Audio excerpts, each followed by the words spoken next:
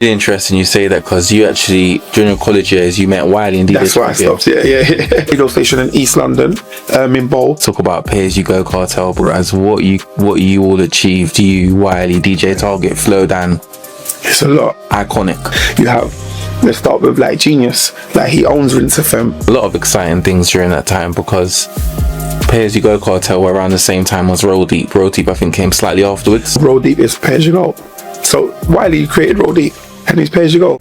So Maxwell D, it's a pleasure to have you on the platform. Thank you for having me, mate. Thank you.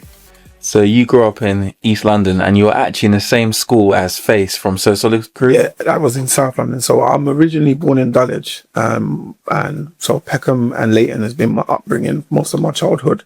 Face was in one of my classes from So Solid in Archbishop Tennyson's in Oval. I went to the school, which I'll tell you a bit later on down the line. I ended up teaching in that school years down the line, which is a full cycle. But yeah, Face is obviously I know him by his government name, but yeah, Face, it was one of my classmates within my class. So interesting. So when I saw him on the TV, So Solid Vampire, I was like, wait, hey, that's my classmate. You get me? So it was quite funny. So when he saw me on the TV with Champagne Darts, he was like, wait a minute, that's, so when we bumped into each other, it was like, wow, look what we're doing here, from school to here, right? Yeah, crazy. So yeah. And I think that one thing that's incredible about your story, but also very challenging, is that you went through the care system, but you still came out on top. Yeah. So talk to me about how, that whole process. So my mum raised me. My mum was like, had me at the age of 15. So, and I had young parents. My dad, same age. And my dad was like a reggae DJ. He went through a lot of his stuff of his childhood upbringing, not knowing who his dad was, etc. So he was just like a young boy raising a baby. So my mum and dad, they split up from what I was at birth, and so my mum just raised me, and we were being raised by a young teenager. I grew up. My nan was always at work. She was a workaholic. Caribbean women, they're just straight work. So obviously I get to see all of my mum's mistakes and stuff like that. But we were, clashing as a young boy growing up. I had other siblings and stuff like that. So yeah, I rebelled against my mum. Didn't want to come in, at certain times. The grounding, and you get the belt here and there, and then that weren't working, and it's like we're grounding you and you're not coming in, and eventually go and live with your dad. About it, And then went to my dad, and living with my dad was quite great, to be honest, at the time, because I had freedom, and being on North Peckham Estate, the estate's massive, so you could just go out and you could be at the other end of the estate, and and also living with my dad, the pros of living with my dad were like, I used to be in a 1-bedroom flat, and he had all the records, all the vinyl of everything, so I was just surrounded, living with music. So, and had his decks and that, so I used to put the vinyl on the decks and play it. So I built my own sound system there, living with my dad, and yeah, just going to school, always having money, going to school, because my dad would be like coming from a show, and then I'd have loads of change on the side, and I'll be like, Dad, I need lunch money. He'd be like, and I'll just like taking like £30 coins of just going to school, balling like you're buying everybody lunch. Who wants lunch? So living with my dad, had its thing, but it was a lot of freedom for me, because he was always out. But he also take me to do a lot of shows like Notting Hill Carnival, so that helped like really character building, like really building me for my career, and I didn't even realize, because I used to be a DJ at first. So going back to the care system, what happened was that me and my dad got into a couple of arguments, and I ended up going back to my mum. And me and my mum's husband, who is her husband today, we didn't get on. So that started, when I went to live back with my mum, that started boiling, and then I ended up in the care system. And being in the care system from like 14 to 16, I've done 2 years. Obviously, you build up a lot of abandonment, a lot of resentment, and that's when you might as well say the street started.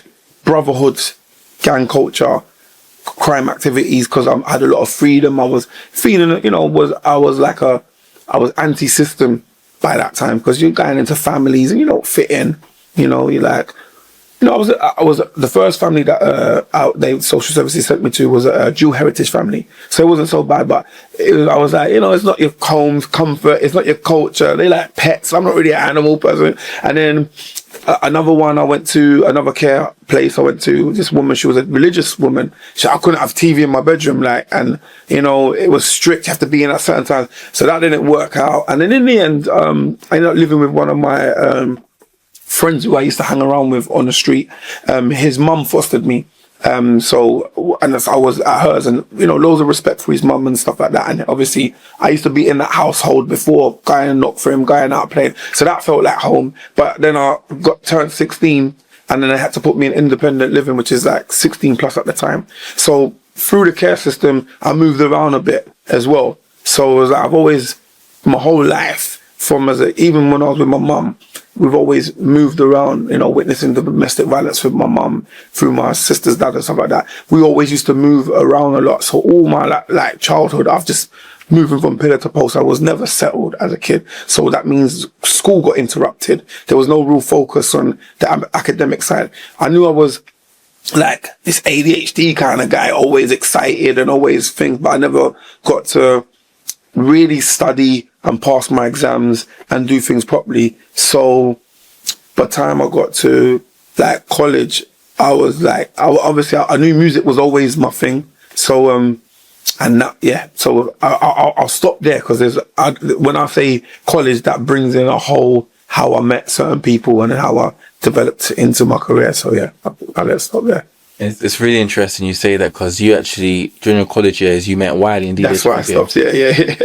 Yeah. That's right. So just talk to me about that. Okay. How you met them. So what I just gave you was my like childhood, like my upbringing into my college days. So going to college at the age of 16, you know, my first college that I went to was Waltham Forest, and in that college I met Target, who's on BBC1 Extra, and I met Wiley, and they're from Bow. I'm originated from East London, Leighton, but obviously I'm South London, Peckham as well, just mum and dad. And yeah, I met them, and they've not had a Rinse FM. They had a radio station in East London, in Bow, and it was a guy called Caspar who I met along the way when I was living in one of the care homes in Leytonstone. He used to have a record shop, and he used to DJ on the station Rinse FM. So when I met Wiley and that, they were like, yeah, we're on a station called Rinse FM. So I was like, oh. We got in touch, and then I went out with a girl in their area, which they knew. So I was always going to their area in Bow, meeting this girl that I was dating, and then, you know, she'd always talk about them and stuff like that. And then we got in, you know, started getting cool with each other. Plus we were college mates. And then I used to go around to Target's house and do sets, like jungle sets. And then eventually I got on the radio with one of my friends from East London, who is now a famous director and a DJ and stuff, like Nicky Slinting.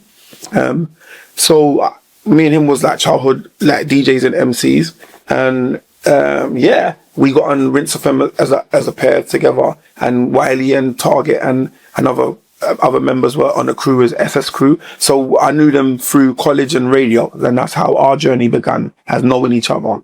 Yeah. And an interesting thing was, when I was watching Shizio's podcast, apparently there was a period when you were on Crimewatch. Is that correct? So what happened is that between that gap, it's funny you said that, because you got the timeline so right. But between that gap of doing Rinse FM with Wiley and doing Nicky Slinting on the same station, doing Rinse FM, and Wiley and them being on the same station as us, as another crew, I was still in the street. I was heavily still doing rubbish, you know, criminal activities, and ended up doing loads of stick-ups and stuff like that. And then I ended up on Crimewatch, and I went to jail. So I went to prison at the age of 18. I was in Feltham, Onley, Stoke-on-Trent, yet again, always moving around. Couldn't stay one place. I come out when I was like 20. And yeah, that was that episode of, it really made me, you know, I was like, I knew I wasn't going to go back. Like, not because it was, for me, it was just like, this is not me. I was too much of a creative person, too much of like, I felt like trapped. Well, it is meant to trap you, but I felt trapped mentally. Like my brain was, you know, but I'd done a lot of writing, loads of lyrics and stuff like that. And that only come out of prison, and it's not even about jungle no more. Everyone's moved on to garage. And when I say everyone's moved on to garage, like garage was the new in thing, because I was listening to stuff on, you know, we listened to your Westwoods and your Chris Cole Fingers on thing, but also when I was in Feltham, they had like a Felton radio, and they used to play like little garage songs on there, like Tina Moore and stuff like that, and Never Gonna Let You Go, Ramsey and Friends. So I was like, what's this new sound? So that's what, you know, when I come out, that was seemed to be the wave, but no one that like the Targets and the Wileys, they weren't doing any garage stuff as such yet. So, you know, that's when the journey started again. Thank you so much for sharing that, and even, you know, going in depth about it. Thank you. I'd also like to talk about Pay As You Go Cartel, because what you all achieved, you, Wiley, DJ Target, Flowdan. It's a lot. Iconic. Yeah, it's a lot. When you break us up individually, it's a lot. Yeah, it's a lot. Yeah, it's quite crazy. I'm not gonna lie. We were like Avengers. Literally, yeah. Because there's so much. Like if I even break it down for you myself, it'd be like you have. Let's start with like Genius. Like he owns Rinse FM. You know, Rinse FM agency. He's done management from. He's brought through like the KEBs and like, you know, done so much like tons of stuff with turning Rinse FM legal into a, you know what I mean, coming from a pirate radio station. His like list of arms of tracks and stuff like that as a producer. He's, you know, an icon himself. Then you got like Target. You know, he's gone from, you know, pay as you go DJ to production into big time radio presenter to like, you know, doing from the mobiles into like his rap show, you know what I'm saying, BBC. But like him in himself as another icon. And then you move on to someone like Flowdan. Okay, he's won a Grammy. Like, what we doing there? You know what I'm saying? The guy's won a Grammy, for crying out loud. Out of how many MCs can't even say that, you know? And he's had a great innings in the last like couple of years. And that's not. And I even brought in, you know, obviously Ace is not here. R.I.P. Major Ace. Plague, you know, is still around doing his bits and pieces. And then whoever missed out, Slimzy is still around DJing, doing his bits and pieces. So that will leave. And then obviously Godgift is still around doing his bits and pieces. But then that will leave two other members left, and then one of them is the Godfather, and then one of them is me. See what I'm saying? So the Godfather of Grime, which is he's created so much like platform for so many people. The whole grime scene wouldn't be here without without his input, without us, all of us as Page Go in general, I would say, you know. But obviously Wiley had his arm, he went from Roll Deep to Boy Better Know and etc. etc. But, you know, and then myself, who's brought in the glue in behind the scenes with a lot of things that got a lot of people, and I put Wiley in certain places, do you know what I mean, like the Sidewinders and stuff like that. And a lot of people were looking up to me as the first solo. I'm actually the first solo MC to chart. So like when you do the statistics, I'm actually Sirius was the first solo MC all the way through. Not duo, not Oxford and Trino, not Soul Solid Crew, like not no underground stuff that actual hit the national charts. I was the first solo MC track to do that from beginning to end. So even like I didn't know what I was doing. So even like that was before Wiley, and I'm not even was into the game like that. But like look, so that's me and Wiley. Like, so you break us all down. We've all got different corners of the game that has been iconic and legacy in our tracks and music, you know, tell you. It's incredible you talk about Sirius, because that debuted, was it number 38? Yeah, so number 38 in the national chart independently. Yeah. So these times we were selling a lot of vinyl, you know what I'm saying? So like to get that from a street record to cross over, you know, because we was with Tony, it was with Relentless first, which is another label that had the same name as the original Relentless, and they lost their court battle. They signed it over to Tony for Liberty, and Tony for Liberty was, you know, is an independent label, and he obviously promoted it. The song was so hot, he refused like Polydor and all these labels that were trying to sign at the time because he wanted more money, and he just done it himself. So we actually done it ourselves, like into the national charts, number 38. So yeah. And it's incredible that you talk about that, because even throughout your career, you've been signed to Universal Motown. Yes, sir. Yes, sir. Sony Music. That's correct. Relentless Records. So Relentless is not the Shabs in them, not Relentless as in like Virgin Relentless. Okay. It was the other, Soul Solid's Relentless. This was another label called Relentless at the time. They shared the name, so my Relentless at the time that put Sirius out, they lost their name from the court battle because of them lot. So, but yeah, that's the legal law in it. So you've been signed to 3 major record labels. Absolutely, yeah. Sony, yeah, Universal, I know Sony, Universal, what should you say? Oh, a couple of us, but yeah. So like, what do you think are some of the benefits for you as an artist, like being signed to a label versus creating? Then it was great. Now it's a different climate. Like then it was like, you know, we didn't have camera phones. Imagine, we didn't have camera phones and social media. So, you know, the gatekeepers were very heavily in place. And I feel like that at the time, you needed to be signed to get into the machine. You needed a network. And without the majors network, you didn't have it. It was like what you was doing, you was getting relationship to relationship, radio to label, label to radio, and, you know, to clubs and stuff like that. Now it's a completely different story. Now we can go viral after this, like, depending on what I say. You know, the clickbait is gone, you know, through the roof. So yeah, it's different times we're living in.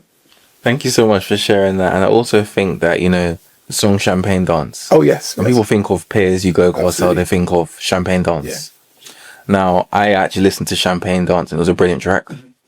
But what do you think separated it from all the others during that time? Because that actually was one of the first actual grime songs to make the impact it did in the charts. And the thing about it for me, with Champagne Dance was, like, I like Champagne Dance. I thought it was our most commercialist song. Yeah. Like, I didn't feel that it was what Pay As You Go really were about. Like, if you compare the difference between Champagne Dance and Noe, it was like, there's like, Noe like hard. No, like, to Champagne Dance, are you really ready for the dance? So it was like our interpretation of being like commercial. So I you know, it went number 13 in the national charts.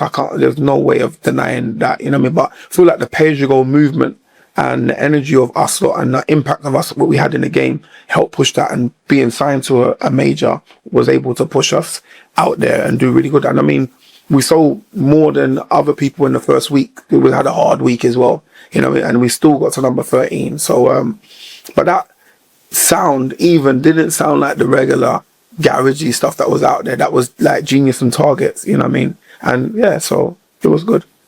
Thank you so much for sharing that. And I think that one thing that people always remember about, you know, Pay As You Go Cartel is the clash of Heartless Crew. Mm-hmm. They done us over that night. I would always say it, they done us over. And the reason why it felt like everything got so personal, because it felt like it was personal to me. Like, cause it's a lot of people, and I always explain this in a lot of podcasts, me and Bushkin are so cool and was cool before all of that. We've never had any problems. Me and Bush was, to be fair to them, they were always pushing me. Like, they were one of the first people to play serious, like, you know, Fronty and that. They always had my back. So we never had, it was only when I joined Pay As You Go that the awkwardness started. But the awkwardness was already happening with Major Ace and Bushkin. They already clashed before. They already had their own issues before. So me being in Pay As You Go on the night, it just so happens, you know, that at the time, there were a lot of talk about crews clashing, and, you know, there's promoters were setting up fake clashes and stuff like that.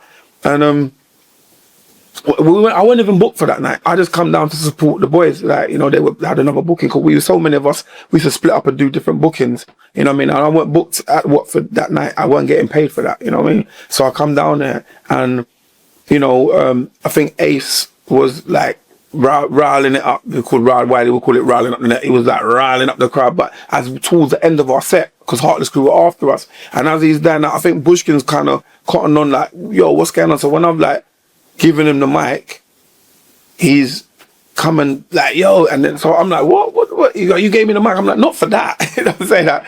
So, and then me being who I am, my ego, how I am, I'm like, nah, you this my crew, you this me. It's like, it's nothing to do with you. I'm like, no, it has to. You just said Pay As You Go.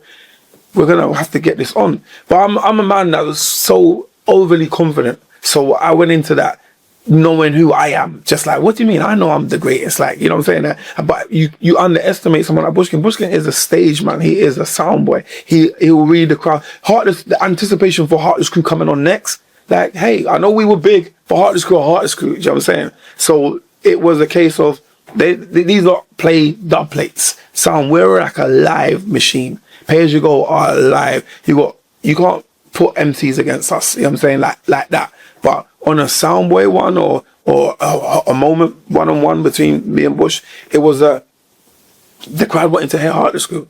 You know what I'm saying? So they definitely done us over that night. They definitely got us. So, but you know what I mean? We laugh about it now, and you know what I mean? We crack joke, but as I said, at the time I felt like we had Wiley, we had God's Gift there, Major Ace defended it a little bit. Feel like the big spitters didn't get involved. Like, you know, everyone wanted to say face. I would say like that. Why they didn't spit. God's Gift didn't say nothing. So I took the brunt. And at the time, I was one of the key leaders because I had all the commercial success, the series and stuff like that. So it felt like the cash fell on me. Like, right, Maxwell lost, you get me? Like, instead of Pay As You Go lost. Yeah, but that's how I felt when I went to it, I mean, it's interesting because that time's very different to how grime music is now. I mean, now they don't really have clashes, they more have diss tracks. Probably the most notable one, Central C and H. That was a big one. Were they clapping? They had like a beef and they like did diss tracks against one another. Okay. I didn't even know. I didn't even know. Because I think when you do their songs, I mean, if it isn't like the last clash that made sense to me was Wiley and Stormzy. That made a lot of sense. You know what I'm saying? Because the crown, the new crown, you know what I'm saying? It was like you could see what it was here, but the sounds were changing. Like Stormzy was coming with a whole new sound. Wiley had his sound, and it was like the audience was split. Like, is this the godfather of the creation of it? This is the reason why Stormzy's here, but then here's this new sensation. Do you know what I mean? This is the future. So it was split, but just in general, like the clash is different format now, completely different format. Like that's why I didn't hit my radar. It wasn't like, oh my god, Central C and H are clashing. You know what I mean? But for the youngers and their audience, it must have been a big thing. But it didn't really hit my radar. Yeah, so that makes a lot of sense. And there was a lot of exciting things during that time because Pay As You Go Cartel were around the same time as Roll Deep. Roll Deep, I think, came slightly afterwards. Roll Deep come from Pay As You Go. Most members are the creator of Roll Deep is Pay As You Go. So Wiley created Roll Deep and he's Pay As You Go. You know what I'm saying? And then obviously Flowdan, it was in Pay As You Go, Roll Deep. A lot of the Roll Deep members used to be around us. They're Wiley's friends. They're like, so imagine me and Wiley were college mates and we're a group that do music together. You got Plague, he's from Hackney, he does music together. We're all just combined to do Pay As You Go. Pay As You Go, we're not our actual friends that we hang around with on the street together. We were just our music friends. So Roll Deep, Wiley and Target's music, they're actual friends. They go to school together with Breeze and the rest of them. So Dizzee's from Bow. Do you know what I'm saying? Dizzee lived around the corner from Target, Mum's house, Nan's house. So they had their rapport with each other. It's their area. So Roll Deep was off the back of Pay As You Go regardless. And the reason I can tell you that, because I got Noe signed by a producer called T-Bone who had a label called Solid City. I played him Noe on a Hissy TDK 90 tape, yeah. And he was like, yo, bring who made this? Like, bring him down to my studio. So I brought Wiley down to the studio, and that's he introduced him to T-Bone, and he was like, yo, I want to sign this to Noe. But Wiley was like, and he was like, he went off and just went and sold his white labels and just thought, let me just do the record shop round. And he done that, and then I don't know what happened after, but he ended up going back to him afterwards, about I don't know how many months later, and gave him Noe, Terrible, and I Will Not Lose. And none of the other Pay As You Go members were on those tunes. They were Roll Deep tunes. But he just took them anyway and just, put them out. So that helped Roll Deep get a name and stuff. And then they recruited Dizzee, and then Dizzee had his own sound, which is, he brought to the table, so it was a lot. But Slimzy, who is a Pay As You Go DJ, was the aerial. He was blasting it out to the airways, who was Pay As You Go. So that was a Pay As You Go platform. So I've even had a conversation with me and Dizzee have gone back and forth on a lot of stuff. And it was like, I was still doing my stuff anyway. But I'm like, we were the platform. You might have been big, like around Nasty Crew and like on the Dejas and having all the underground around London. But when you're getting on the Sidewinder CD with Slimzy and Wiley, you're now going through our network into we're doing Sanctuary, Milton Keynes. I'm in the charts. I'm national.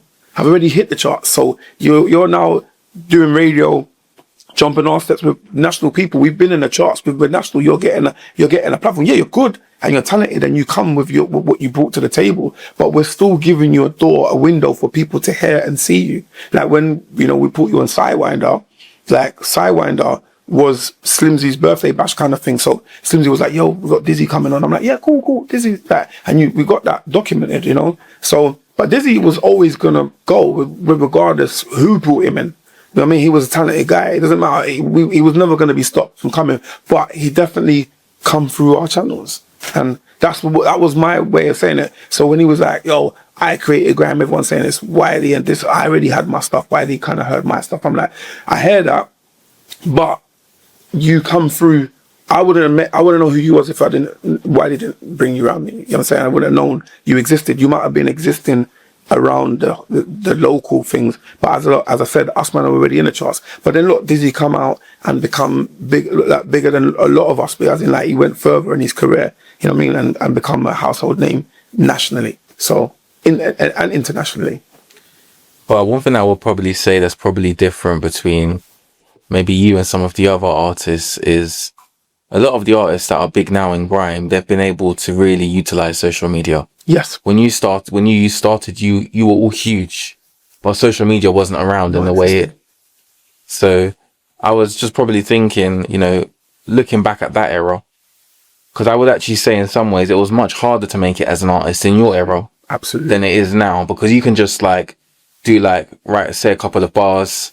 You're big overnight. Viral, you got more platforms, more outlets. People are more interested in the culture. There's more money funded into it now. People out the labels understand it a bit more. You know, like it's different. We was like, I feel like we was like, you know what I mean? Like to get into the door, it was a big thing. It was very pop. It was very, you know, I would say pop.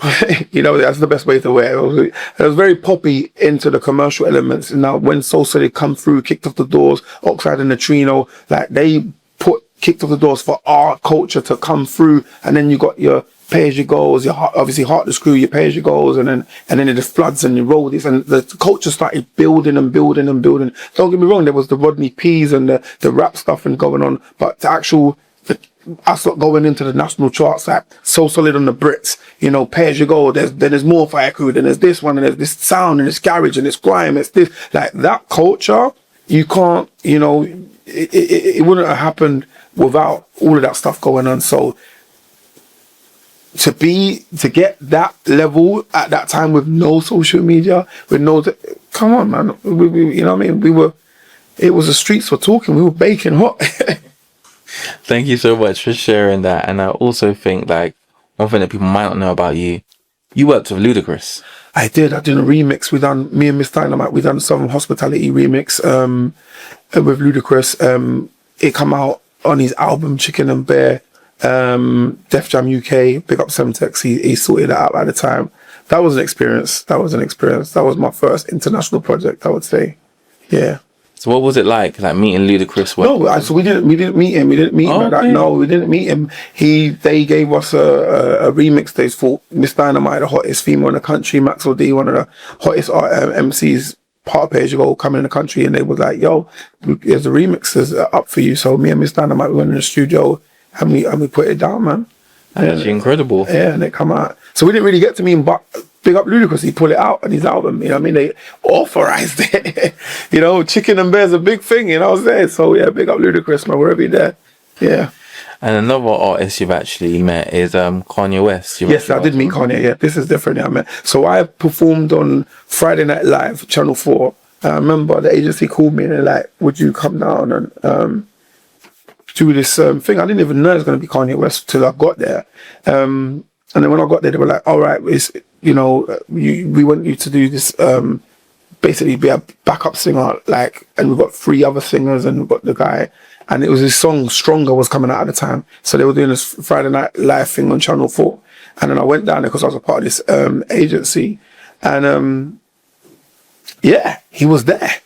You know, he was there, we was rapping, he was with his people and that. And yeah, I met Kanye, wrapped it up a little bit, but it was an experience. I got to be on stage with him, but he was performing his thing Stronger.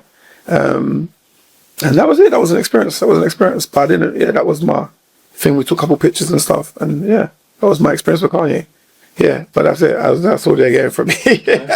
No, not in that way, but I mean, Kanye West is a genius. I'm a big fan. There's no other ways to it. And when I met him, it was so funny. 'Cause I was like, yo, let's take a picture, Kanye. Yo, he was like, yo. I'll take the picture. I was like, okay. And I was like, okay. So he took it was our first selfie together, you know what I mean?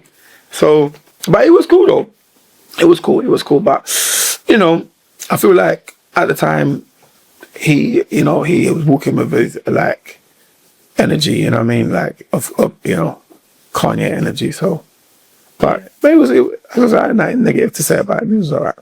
I mean, that's great. I mean, it's incredible because I've just looked at your portfolio. And another thing I'd like to touch on, which I think is so cool, you've written, produced for Ted. Yes, so I was on a song. The production was by my best friend Ruwanga. It's a track called Soldier, and it got a movie. I never forgot. I got a call one day, and I made a song before the movie come out. It's a reggae song, and my friend Ruwanga called me from LA, and he was like, "Yo, bro, Universal want to use this song of ours in a movie, some movie with Teddy Bear." So straight away I thought, Teddy Bear. But what the hell? Like you, it's almost like you want to use your song, and it's in some film with starring with a teddy bear. The first one you're going to be thinking of a teddy bear. But cool, what's the figure said? Like, so like, all right, I'm like, okay, this is good stuff. All right, cool. Like money wise, didn't even think of it, and I left it. I just forgot about it, whatever. And then I remember I done the contract and stuff like that. It said Ted, and I'm like, you know, I didn't even realize until driving on the A12 coming down, and I just seen this big, massive poster with the teddy bear Ted starring Mark Wahlberg. So I'm like, wait a minute, I swear I got a song in that movie. So when the movie came out, I was like, oh my God, it went like #1 in the box office, like sold how many millions. I'm like, wow. So I was like, yeah, that was a big thing. It's just like, so I kept on rewinding it, like, that was my part of the song. There's my song. He's on the phone to Flash Gordon telling him to come over, and then they're playing my song in the background. I'm like, wow. So obviously I'm in the credits, and yeah, man, it was a big triumph mark for me. So I was like, wow. But it was my first of many, actually. That was my first of many. Because your music has been in several Netflix. Yes, I've done Netflix. I've done Netflix. We've done Flock of Dudes. I've done Bring It On as well. You know, the Gabby Union cheerleading and stuff there. Yes, I was in one of Bring It On 5. I've done. We got a track in there with some guy called Ultra. Yeah, I've done more. What's it called? Sundown movie. And one of the biggest ones is the one that. It's gonna come back to me because my brain's thinking I should know all of this, but it's one of my I got a song in there called Crackdown, and the movie Blind Spotting. Oh God, mad, yeah, Blind Spotting is one of my favorite movies here. So, and you know, what is it? How different is it producing like music for the charts versus producing something for a film? Yeah, sync is different. Sync is more lucrative, and sync is more depending on the scenes of the movie. Sometimes you get briefs, and you can, you know, try and customize it to the actual scene of the music that they give you, what they kind of like, roughly what they want, what the scene's going to be about, the blah, blah, blah. Or you might get a snippet of the scene before it's even come out. And then you can go, okay, let me quite pen to this, stuff like that. So it's not necessarily, or sometimes you could just, you got some songs in the archive that just fit the scene anyway. And then it goes from there. So yeah. And if there was any, you know, film you could produce a track for, what would it be and why? What's one of my favourite movies? I don't know. Training Day. Denzel Washington, yeah, that comes to mind. Training Day, I don't know how to put a nice hyped up song in there. Yeah, I think we would have smashed that one still. Yeah, I think we would have been able to find some good spots in there. Yeah. I like that one, so and even following on from that, you're a huge part of, you know, UK culture, Blackberry Hype. Oh yes. They're the technology. People were buying the Blackberry phone because of your song. Exactly, that definitely helped their sales. So they didn't want to sponsor me, but great. So I knew that which led me to make my own drink. But yeah, that was a funny time yet again, just being basically, it's so funny. This is gonna sound so funny. I'm being pay-as-you-go. I was pay-as-you-go at the time, which was ironically my name on my crew. And then I happened to get a contract phone. So I had a contract phone and looked like, because I was just doing bare pay-as-you-go. I didn't really care about having a contract phone at the time. So when I actually got a contract phone, and I was like, yo, it went through, and I got my first Blackberry. I was so aghast with this Blackberry. I was like, yo, I got a Blackberry. Also, what I was so happy about, I could talk to my friend in LA for free without having to ring him, charge, because you just do it through the pin, innit? Like, the Blackberry pin. Give me your pin. I was like, okay, cool. So I could just message him for free, you know what I mean? Not being charged and stuff like that at the time. So that was so gassed. And then I just remember going around and saying to my friend, wow, this is like an office. I can do so much on this. And emails all in one place, you know? So I decided I just started, every minute I kept on saying to my friend, yeah, man, I'm on a Blackberry Hype, bro. Yeah, I got my phone. Yeah, so like, yo, email, text me, I'm on a Blackberry Hype. And I kept on saying this, every time I went round to his house, I kept on saying it and saying it.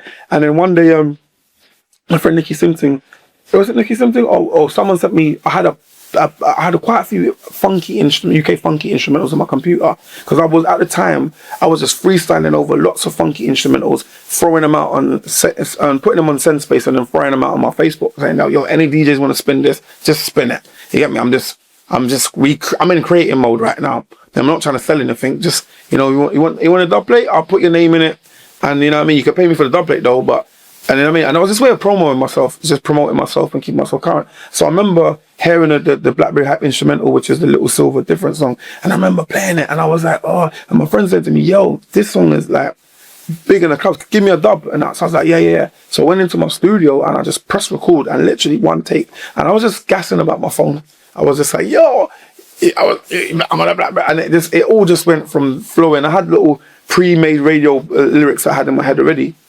To verses, but mainly it was the whole Blackberry Hype build up, and then before at night, that was it. Like, I gave it to my friend that night. He played it out in the club.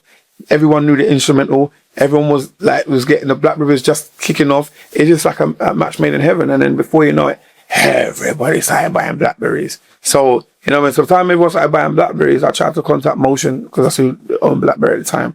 And I contacted them to like, yeah, it's supposed to be too late by then. They were like, well, people buying our phones, so, we don't really need to care about you. You know what I'm saying? So I was like, huh?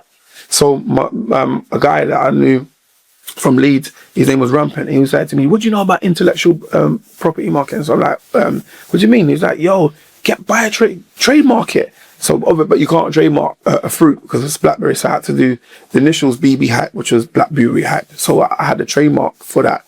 And I went and we just done, I thought, he goes, yeah, 50 cents. So we kind of built it off the back of 50 cents.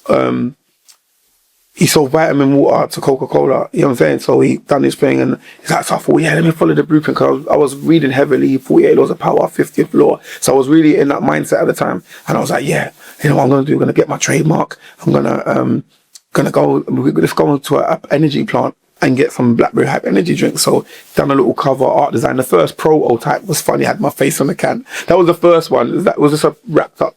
And then we just ordered some, and yeah. And then afterwards, I put it on my Facebook, and people were like, right, is that real? Is that real? Is that real? I'm like, yeah, it's a real drink. They're like, no way. And I was like, okay. And then I ended up doing a massive order. Members come to my house in when the van pulls up, and the big crate, like literally about 5,000 cans, just like, I had to like load them for about 45 minutes in my back garden. Like my whole back garden was just full of energy drinks like that, stacked. And I was in business. You know what I mean? So what I did, I started going like Sailor Return, going to shops, going around. Hey, I got my energy drink. Look, this is me, Black and the Berry, Sweet of the Juice. Like, you know what I'm saying? Like, the Blackberry Hype cans. So when I was performing my song Blackberry Hype, I had my drink. So everybody was like, yo, you got your energy drink. You smashed it. How do you do this? And I was so far on myself, like, you know what I mean? I wasn't even realize what I was doing. I was using my song to promote my product. And then I ended up getting a joint venture with this guy from Birmingham who had his own energy drink. So we come together and we done a Taboo Blackberry Hype thing, and then we ordered like over 40,000 cans and we distributed it out everywhere. So I had a couple of years run with that store, and then we discontinued it. He moved to Dubai, broke even. That was it. I mean, that's incredible. So Blackberry Hype drink must have been successful for a good few years before you discontinued it. Yeah. The drink was doing really, really good, because the thing, people was like, why did you discontinue it? But obviously he had other commitments. He moved to another country, and I was over it. It was just a lot of hard work. You know what I mean? Running out and running life, it was a lot of hard work at the time. If I had a massive team behind me, I would have kept it going and done other stuff with it. But yeah, man, I was happy with it. You know, things moved on, and you know, my head was elsewhere. You know what I mean? I think that's really incredible. I think, you know, a lot of people know about you as an artist, but other people might not know of you as an entrepreneur. Yeah. So what sparked that shift from being an artist to say, I'm going to now try my hand at something else? as I said, like, I was in artist mode a lot until I met this guy at Rampant, and he was like putting the IP, man, do you know about trademark? Do you know about trademark? It's funny because that's what, when I'll talk to you about that in a minute, but as in, like, I do mentoring, and that's what I teach in my mentoring classes, like, for the kids and that, like, yo, buy a trademark, you know, buy the classes, what, you own it for 10 years, etc. You can slap this on anything. Everything you see comes plain. And I'm trying to break it down to them, say, yo, it's just the marketing product. When you're buying Coca-Cola or you're buying Nike or whatever you're buying, they all comes plain from the same factory. That's why you think if these Chinese guys or whatever, they got this book stuff, sorry to like single out Chinese people, it's not like that, but I'm just saying, like, in Asia or whatever, these places, that third world places that are printing out, you saying, oh, that's book, or like, because, you know, they're printing out some, but there's actually, there's a actual factory that makes the trainer plain, and they just put in their Nike tick on it. You know what I'm saying? Or the TVs, like the Panasonic or Sony, it's just a shell. You're paying for the name. And then once I learned that as a street guy, I'm like, what? I can buy and sell that. I've got this, I've got the license to do it, I've got my trademark. Oh, hell no. I'll sell a million things until something's got to go. You know what I'm saying? That was my mindset, like, ah. So all I've got to do is I just use my music to promote it. And that was the blueprint. You know what I'm saying? But obviously, it takes a lot of time and money as well. You know what I mean? So I think that's really brilliant, and I want to talk about your two things. Firstly, you did a campaign with Obama called "Make It to the Sun." yeah. Can you just talk to me about how that whole thing came about? So when I was my best friend Ruwenga again, he's my boy. Yes, you know, he's my boy. We were working together. I was going back and forth to LA a lot, and then one day we was like, right, we got wants us to make the song because they you know, but we made a song, Make It to the Sun, and then I remember him calling me, say, yo, you wouldn't believe this. I'm like, what? He goes, Barack Obama's people are picking up these, because this is when he was running for presidential campaign in 2008. Right. So they were like, yeah, Yahoo.com wanted to pick it up. The Yahoo.com or Yahoo.co.uk wanted to pick it up, and they wanted to use it for a promo campaign for his presidential election. So I was like, what? So, you know, I didn't know if he's going to win the campaign, but hey, yo, this is good stuff. Then the guy goes and wins, you know what I'm saying? Then the guy goes and wins the presidency. I'm like, wow. Then now I'm on his Wikipedia, like, thanks, Barack. You know, now you're like a milestone in my life now. Like I've actually got, you know, a song used in a presidential, one of the biggest presidential campaigns of all time. And to be on his Wikipedia, to even be mentioned, me, Maxwell D, all the way in the UK, some, you know, small little UK guy, an artist, it's a massive achievement for me. It's like one of my biggest, and it's one of my biggest, but most not known. It's mad. It's how it's one of my biggest achievements, but it's my most least known. People wouldn't know about it unless I say it. You know what I'm saying? It's really incredible because you're not just a part of UK history, you're also a part of US history. Exactly, and a mad way, innit? It's crazy. Like politically, it's just like, how does that even work? But yeah, we there, man. So big up my friend Ruwenga. You know, that song "Make It to the Sun" was really cool. So yeah, I'm happy about that. Yeah, always will be. Yeah. And another thing that you've done is music through bars. Yeah, so I have a mentoring company, and I also have a charity called Serious World, CIC. Music through the bars was my way of giving back.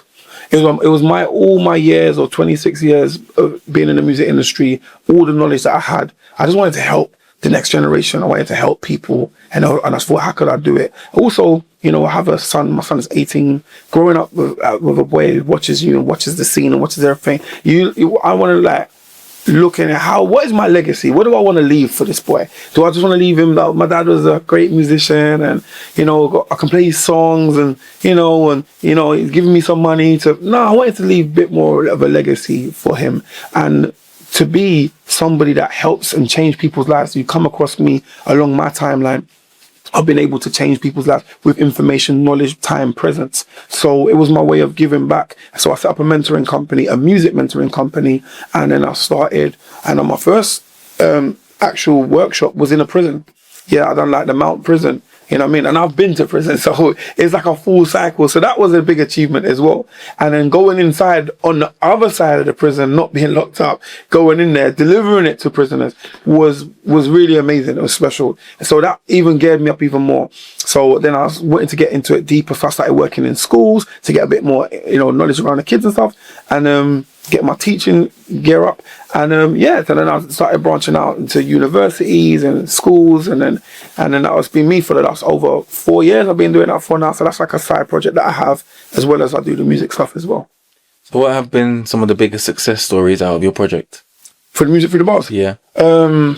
Like just people going on to do music stuff, people like changing their lives from prison, like not looking to reoffend.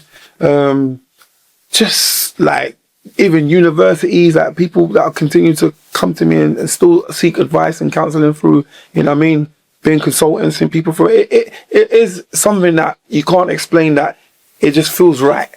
You know, it's like, it's not even just about the money or whatever. It's just, you see the kids changing, confidence building. A lot of the kids that I've done it in proofs and stuff, and you see them at the beginning of the workshop, they can barely concentrate. See what I'm saying? They're Asbo, they're all over the place. But by the time we get in, like halfway through, they're locking in, they're coming every week. They're like, yo, sir, I wrote this, man, I did that. I'm like, look, we've got to leave all these bad boy lyrics away. I'll show you how to write about your personal self, or about what you want. And then by the time we get to the end of it, these people are on the mic, they come out of the shell.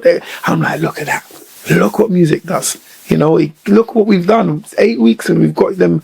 And the teachers are like, oh my God, you know, they love it. Thank you so much. And I'm like, yeah, my job's done here. Yeah, that kind of vibe. So yeah.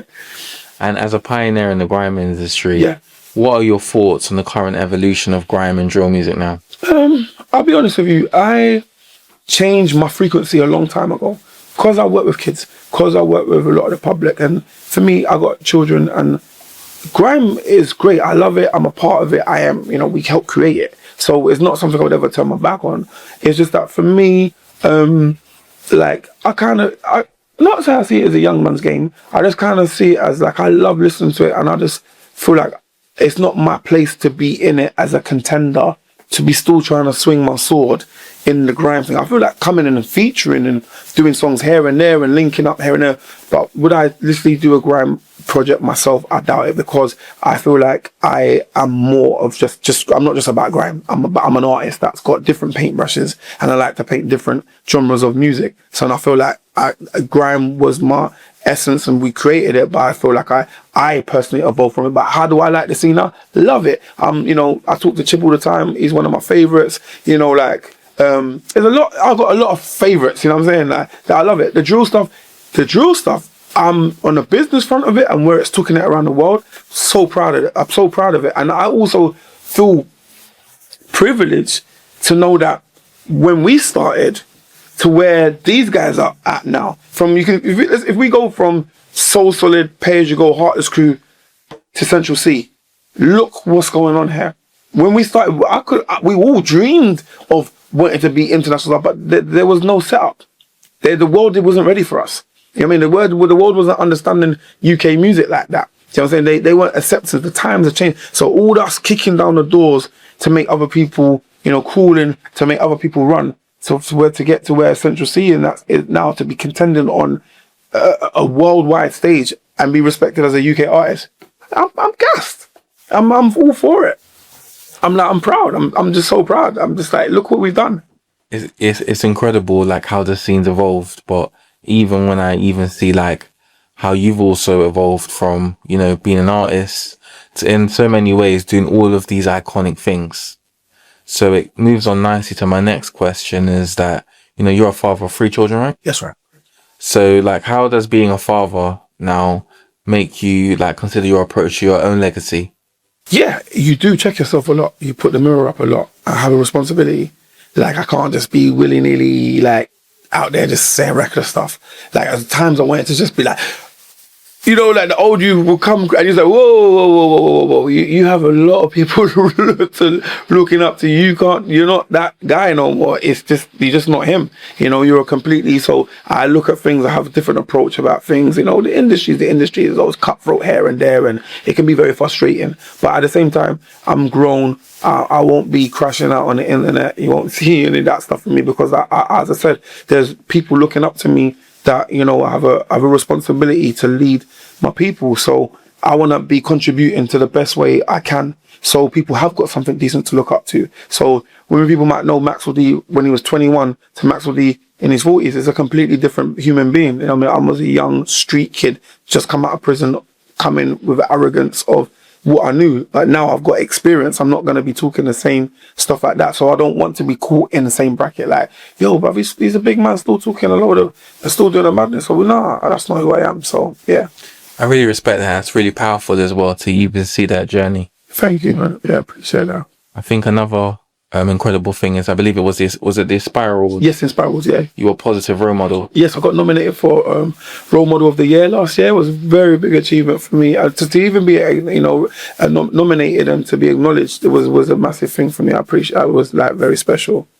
So please firstly tell me about what the experience was like. And then the second part is, Jamelia was one of the judges. She was, yes, she was. So your relationship has evolved from where it was to... I mean, there isn't a relationship and there's nothing negative there, but it was a good twist to look at the stories of what, such was a negative, like from my end when, as all that thing happened back in the day, coming from that point to end up being in the same room as her being one of the judges, and then me being nominated for Role Model of the Year through my, mentoring stuff. So it was like, for myself, it was like, yo, I've come a long way, and obviously no words were exchanged or stuff like that, and I have nothing negative to say about her other than bigger up and success. I was just young then, and it was going through my little young immature stage of life, didn't understand it, and that was like over 20 plus years ago. That some people don't want to let go, but I'm sure we're grown people, so we were very professional, and nothing was a problem. There was no issues. I think that it's just incredible that you say that, because like so many times we forget that when people are younger, sometimes they do things that they wouldn't do when they're older. No way. Yeah, I have morals and standards. Like, I was young, I was hot-headed, I was a different kind of guy. There was, you learn lots of things growing up. Those things shape you as well. So, I've actually had to deal with backlash from the public. I'm glad there wasn't no Twitter, and there was there's crazy stuff around now. It would have been cancelled. It would have been a madness. But I'm just saying, like, I've had to deal with that at a young age, and go through a lot of the stuff and the backlash that come with that, to learn from that, to be able to be a grown man in an interview and talk about stuff in a positive light, and be able to articulate myself in the right way without looking kind of crazy. And I'm not here for likes and views and clicks. This is about my life and who I am as a person, as a father, as a community leader, you know what I'm saying? So, yeah. That's really inspirational. Thank you. And you also did a remix of Serious. I did, yeah. Universal signed it, Motown signed it. Big up my friend Nicky Slimting and Femi. They had a project called Against All the Odds, with one of their short films that they done, and they used Serious as we done a Serious remix for the soundtrack. I put Capo Lee on there. There was Temper T was on there. Novelist was on there. Solarge was on there, and Bruiser was on there. Who else have I missed? Obviously myself. Have I missed anybody? I think it was just those. I think it was just those. Yeah, was that I got him right. Yeah, and produced by Roo Kid. So yeah, that was a good one. But unfortunately, we done it. It was in lockdown. So we couldn't really get the maximization out of the promotion of that. But I was happy. It was a good one. I think that's incredible. And you've also performed at the YouTube Legacy Awards. Yes, I did. Spoonie got us out there for the YouTube Legacy Awards. That was amazing as well. I really had a good time there. That was amazing. Yeah. So please just tell me about the experience, and what helped you to be motivated throughout, lockdown and everything surrounding that. Lockdown was hard. Everything stopped. Working stopped. Even for the mentoring side stopped. It was hard. But me, I'm a creative. I use that time to write, record, and just be in my element of just having that freedom. Obviously, financially, everybody was like, it was a sticky point. But for me, I got to reset a lot. So, and just reflect. And at the time, I was just I spent a lot of time in the studio. I was on the little Clubhouse apps here and there, debating and talking. I was all right. I didn't take the injection though. I was like, I'm not trying to get the jab for freedom. I'm just I'm all right. I'll ride this out. I was all right, man. I was like, I'm all right over it. I'll ride this out. You know what I mean?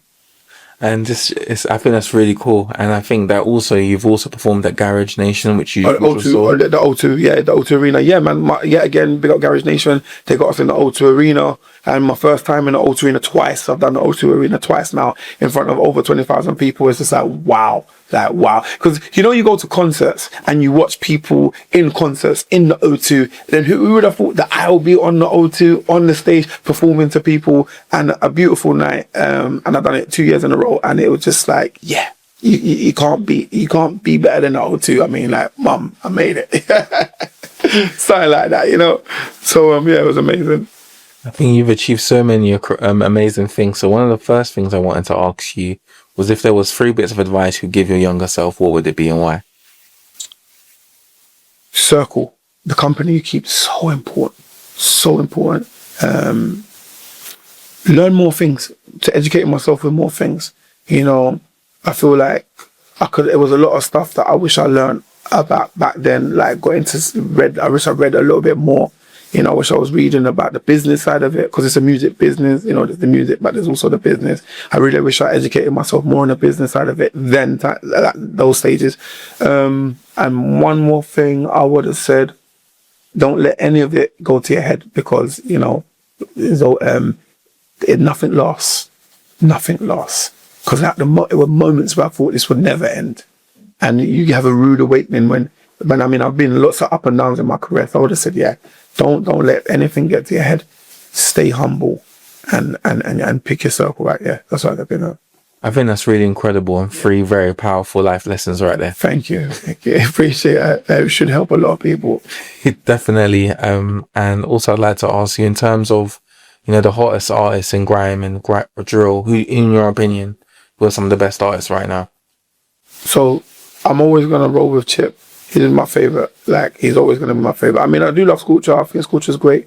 I just feel Chip, for me, a bit more versatile, a bit more. He's just my favorite. Yeah, I just like his style. I think I like Chip's style. But obviously, there's loads of other MCs, but for grime, it's Chip for me.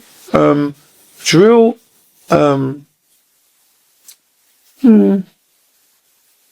you know what I like?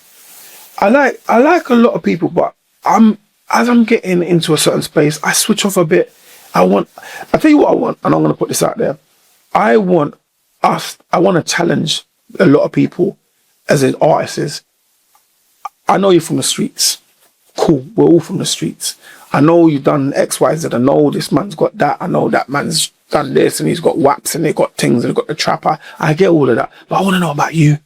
Tell me about your family. Tell me about your struggles. Tell me about, if some family members passed, any illnesses, sick. Tell me about what it was like growing up. What was the struggles? How many brothers and sisters have you got? Like, talk to me. Tell me about your first heartbreak. Like, I want to know what wagwan. Like, I'm tired of hearing, we all, was on the block. Sure, and it's the same thing. So for me, so a lot of the stuff I switch up on. So it has to be somebody really iconic. I tell you what, I love that what's his name? DC one?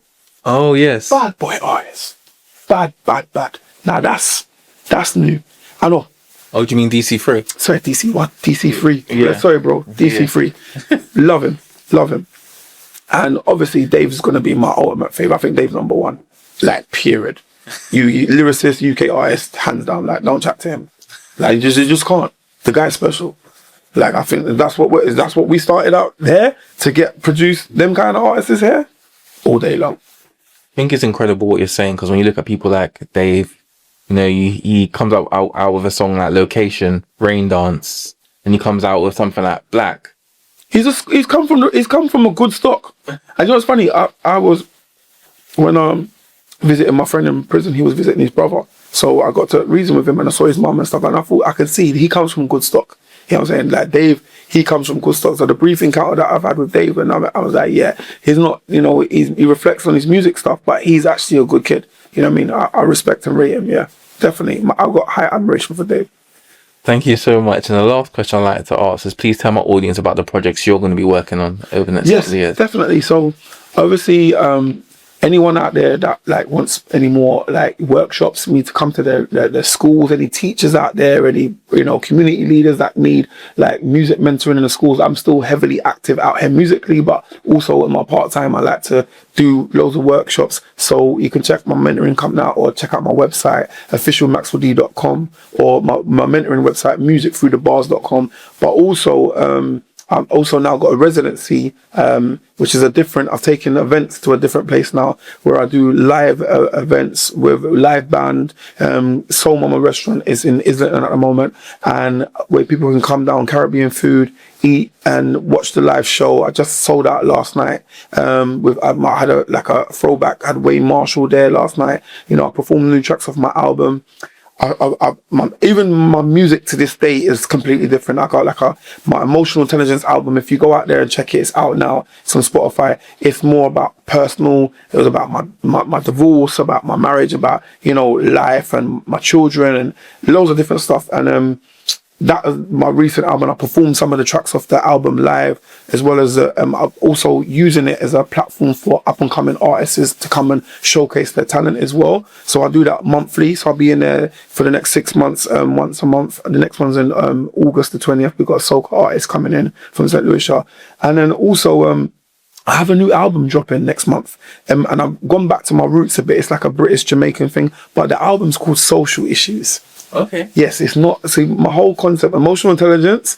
Now, this album is about social issues, and this is about tackling all sorts of social issues. Like from scrolling, I've got a song in there called Scrolling. I've got a song in there called Epstein Files. Do you know what I'm saying? I've got a song in there called One Bond, which means, you know, about friends and family. I've got a song in there called The Biggest Lie. You know, the biggest lie that the system has told us. You know, there's real deep meaning on there.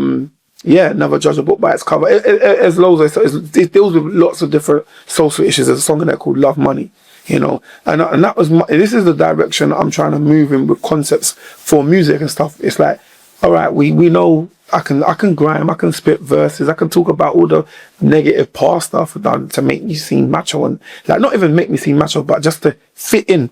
I don't want to fit in. I just want to be me. I want to be to where I am to this day. And don't get me wrong, I, you know, do drum and bass and a lot of jump up tracks that need that kind of energy. But when it comes to like artistry, into listening, what I've got to say, I want to give you real life, the big wide world going on out there. And there's a lot of things going on and we need to address. No, I'm not a politician. No, I'm not a journalist. You know, I'm just giving, I know I'm not perfect. I'm a human being. I'm not a role model either, because this is not a role and I'm not a model. I'm just giving you me, Maxwell D, from how I see the world, from my opinion and my lens. So, and if you listen to my music, that's what you're going to get. So, yeah. Thank you so much for a great interview. Thank you for having me, man. I appreciate that, man. Yeah. Thank you.